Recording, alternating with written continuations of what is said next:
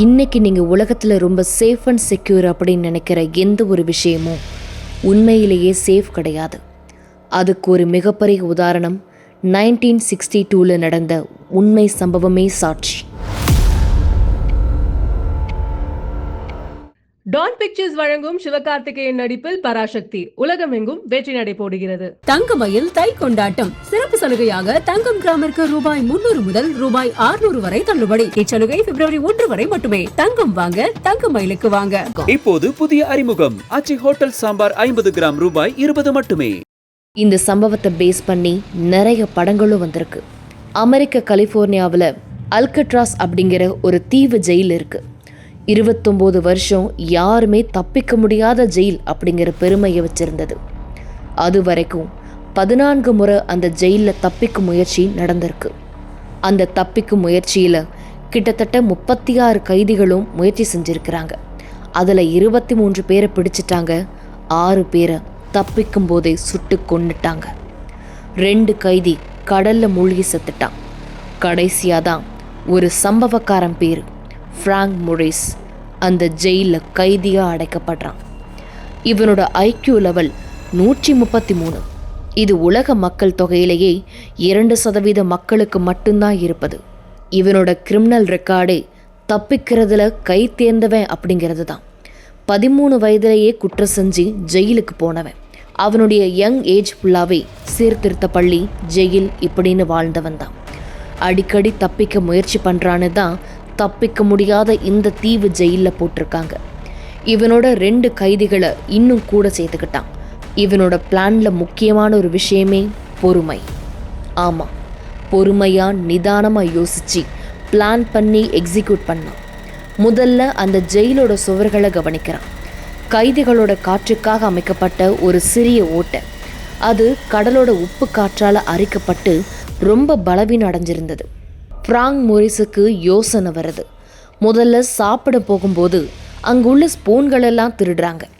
அந்த ஸ்பூன்களை வச்சு மெல்ல மெல்ல அரிக்கப்பட்ட அந்த பலவீனமான சுவரை அந்த ஓட்டை வழியாக சுரண்டி அந்த ஓட்டையை பெருசாக்க ஆரம்பிக்கிறாங்க. இந்த சுரண்டும் சத்தம் கேட்காம இருக்க இவங்க சிறையில் மியூசிக்கல் ஹவர் நேரம் வரும். அப்போ மொரிஸ் இசைக்கருவிகளை கொண்டு தாளம் போட்டுக்கிட்டே பாடுவார். அந்த நேரம் மற்றவர்கள் அந்த சுவத்தை சுரண்டுவாங்க. சுரண்டிய மண்ணை யாருக்கும் தெரியாமல் பாக்கெட்டில் எடுத்துகிட்டு வந்து வெளியில் கொட்டி அப்புறப்படுத்திடுவார். அங்கே ஆள் நடமாட்டம் இல்லாத ஒரு காரிடாரை தேர்ந்தெடுக்கிறாங்க. அது இவர்கள் செல்லறைக்கு மேலே இருக்கும் காரிடார்.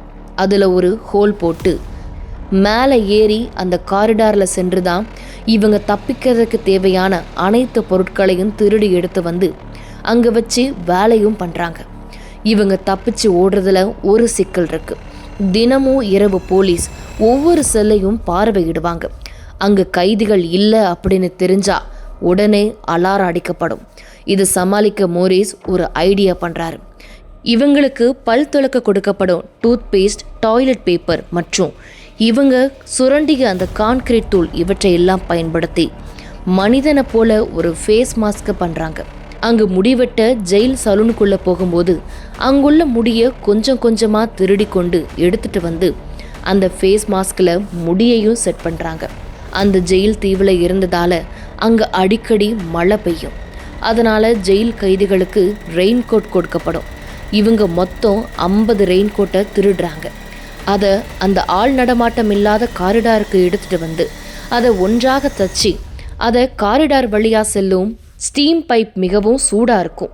அந்த சூட்டில் அந்த ரெயின் கோட்டை இளக்கி ஒன்றோடு ஒன்றாக ஒட்டுறாங்க. அதோட தண்ணி போகாமல் இருக்க நூலகத்தில் பயன்படுத்தக்கூடிய பசை போன்ற பிளாஸ்டிக்கையும் திருடிட்டு வந்து ரெயின் கோட்டு மேலே தடவுறாங்க.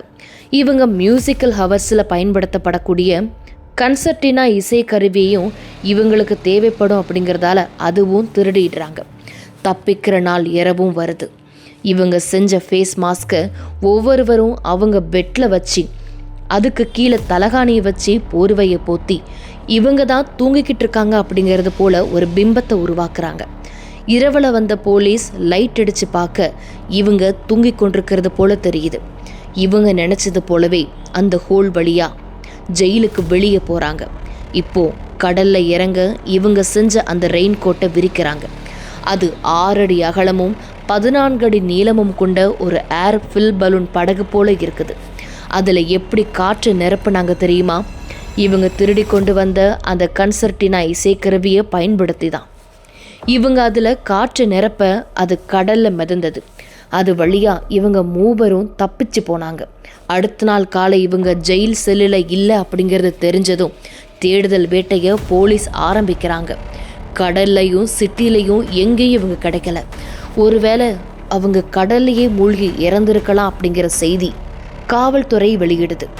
29 வருஷம் அந்த ஜெயிலில் யாரும் தப்பிச்சது இல்லை அப்படிங்கிற ரெக்கார்டை ஃப்ராங்க் மொரிஸ் அப்படிங்கிற கைதி உடைச்சான். அதுக்கு அடுத்த வருஷமே அந்த ஜெயில் பராமரிக்க செலவு அதிகமாகிறதால அந்த ஜெயில் கைதிகளை இடமாற்றி ஜெயிலே மூடப்படுது.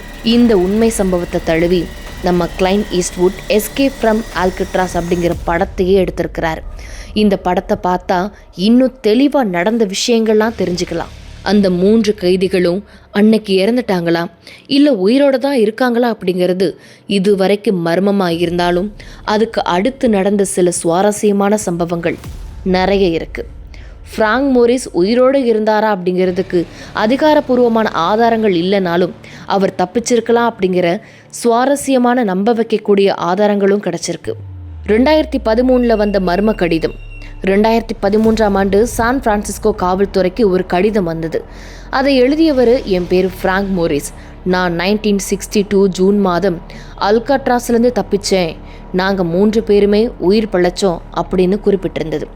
அந்த கடிதத்தில் எனக்கு புற்றுநோய் இருக்கிறதாகவும் காவல்துறை எனக்கு ஒரு ஒப்பந்தம் செஞ்சுக்கிட்டா நான் எங்கே இருக்கேன்னு சொல்கிறதாகவும் அந்த கடிதத்தில் இருந்தது. ஆனால் கைரேகையை செக் பண்ணதில் அந்தளவுக்கு முடிவுகள் உறுதியானதாக தெரியலை. அதுக்கப்புறம் அவங்க தப்பிச்ச அன்னைக்கு ஒரு காரும் காணாமல் போயிருக்கு. இதனால் அவங்க தப்பிச்ச அந்த காரை திருடி அதில் தப்பிச்சு போயிருக்கலாம் அப்படிங்கிற சந்தேகமும் ஏற்பட்டது. இது போன்று பல சந்தேகங்கள் காவல்துறைக்கு எழும்பினாலும் எதுவுமே உறுதியாக தெரியலை. FBI-யும் இந்த வழக்கை 1979லேயே முடிச்சிட்டாங்க. அந்த 3 பேருக்கு கணக்குப்படி இப்போ 100 வயசாயிருக்கலாம். இப்போ கண்டிப்பாக உயிரோடு இருக்கிறதுக்கான வாய்ப்பு இல்லைன்னாலும் அவங்க அன்னைக்கு இறந்தாங்களா உயிரோடு இருந்தாங்களா அப்படிங்கிறது போலீஸாருக்கு மிகப்பெரிய மர்மமாகவே இருந்தது. இந்த 3000 ரூபாய் கொடுக்கறதுனால அரசாங்கத்துக்கு எவ்வளோ செலவாகுதுன்னா 7000 கோடி செலவாகுது. இந்த 3000 திட்டம் மட்டுமே. ஓகே. இந்த 7000 கோடி நம்ம ஏதாவது ஒரு கெப்பாசிட்டி பில்டிங் அப்படின்னா ஒரு பெரிய ஃபேக்ட்ரி ஏதாவது வச்சோம்னா அதில் எம்ப்ளாய்மெண்ட் வரலாம்.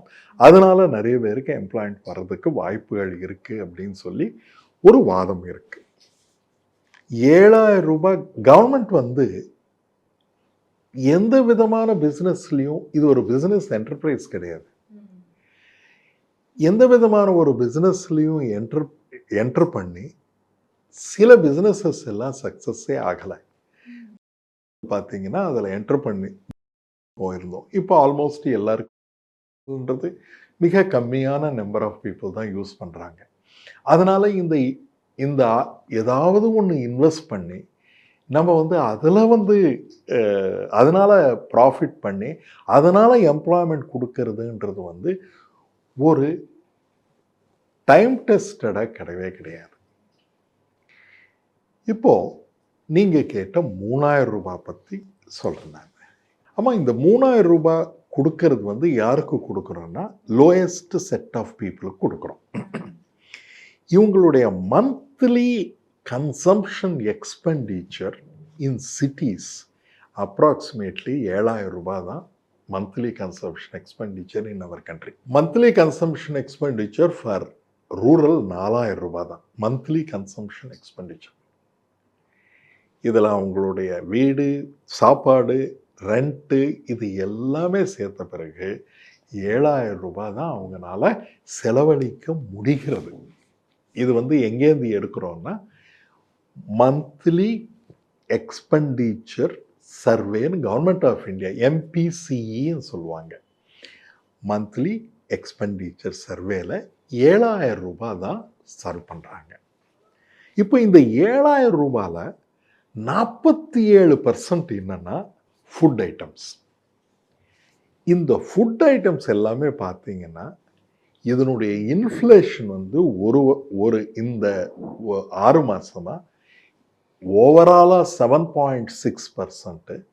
பட் ஒரு ஐட்டம்லேயும் 20% வெஜிடபிள்ஸ் வந்து 20% ப்ரைஸஸ் இன்க்ரீஸ் ஆகிருக்கு. இந்த அளவுக்கு இன்ஃப்ளேஷன் வரதுனால என்ன ஆகுதுன்னா, நிறைய ஐட்டம்ஸ் வந்து இந்த வெஜிடபிள்ஸு, ஃப்ரூட்ஸு, மீட்டு, எக்ஸு இது எல்லாமே இந்த ஏழை மக்கள் கட் பண்ணிடுறாங்க. இந்த ஏழை மக்கள் கட் பண்ணிட்டு இருக்கும்போது இந்த புரோட்டீன் இன்டேக் வந்து மிக கம்மியாக ஆயிடுறது மக்களுக்கு. மிக கம்மியாக ஆனதுனால என்ன ஆகுதுன்னா, உலகத்திலேயே நம்மளுடைய இந்தியாவில் தான் ஹையஸ்ட் நம்பர் ஆஃப் ஹங்கர், நம்மளுடைய குளோபல் ஹங்கர் இண்டெக்ஸில் நம்ம வந்து 105வது இடத்துல இருக்கோம். டான் பிக்சர்ஸ் வழங்கும் சிவகார்த்திகேயன் நடிப்பில் பராசக்தி உலகமெங்கும் வெற்றி நடை போடுகிறது. தங்கமயில் தை கொண்டாட்டம் சிறப்பு சலுகையாக தங்கம் கிராமிற்கு ரூபாய் 300 முதல் ரூபாய் 600 வரை தள்ளுபடி. இச்சலுகை பிப்ரவரி 1 வரை மட்டுமே. தங்கம் வாங்க தங்கமயிலுக்கு வாங்க. இப்போது புதிய அறிமுகம் ஆச்சி ஹோட்டல் சாம்பார் 50 கிராம் ரூபாய் 20 மட்டுமே.